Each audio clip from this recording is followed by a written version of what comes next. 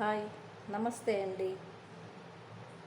ఇప్పుడు మనము కళలో ముసలి కనిపిస్తే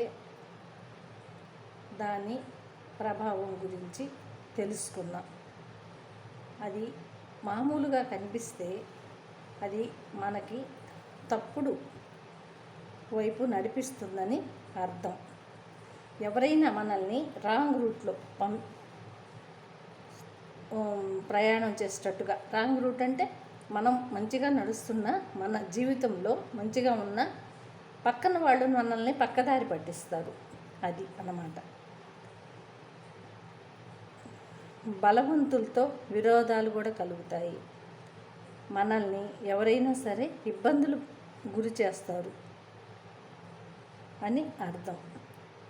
మొసలి కలలో చంపినట్లు కనిపిస్తే మంచి కళ.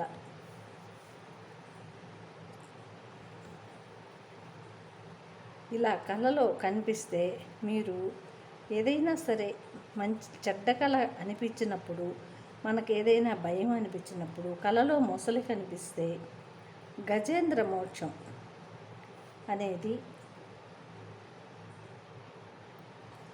చదివినా విన్నా మంచిది. చెడ్డ కళలు 10 మందికి చెప్పినట్లయితే ఆ దోషం కూడా పోద్ది. తరువాత శ్వేత రంగు మొసలి, గోధుమ రంగు మొసలి కళలో కనిపించి కాటు వేసినట్లయితే,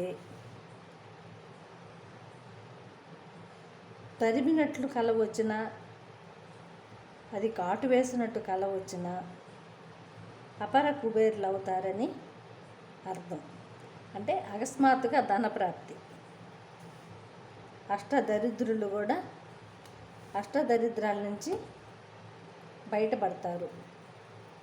అది అమావాస్య ముందు 3 రోజుల ముందు కానీ, తరువాత 3 రోజులు తర్వాత కానీ, పౌర్ణమికి ముందు 3 రోజులు కానీ, తరువాత 3 రోజులు కానీ కళలో కనిపిస్తే, మొసలి కనిపిస్తే, తరిమినట్టు కనిపించి కాటు వేసినట్టు కనిపిస్తే అది మంచిదే.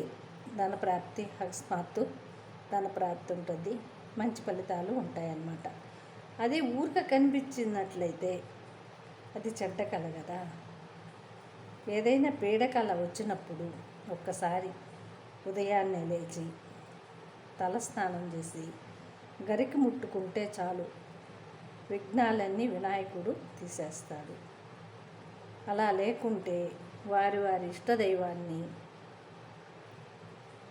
పూజ చేసుకున్న మంచిదే ఉంటుందన్నమాట.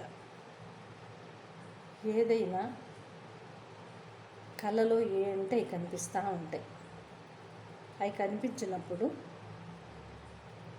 భయపడకూడదు.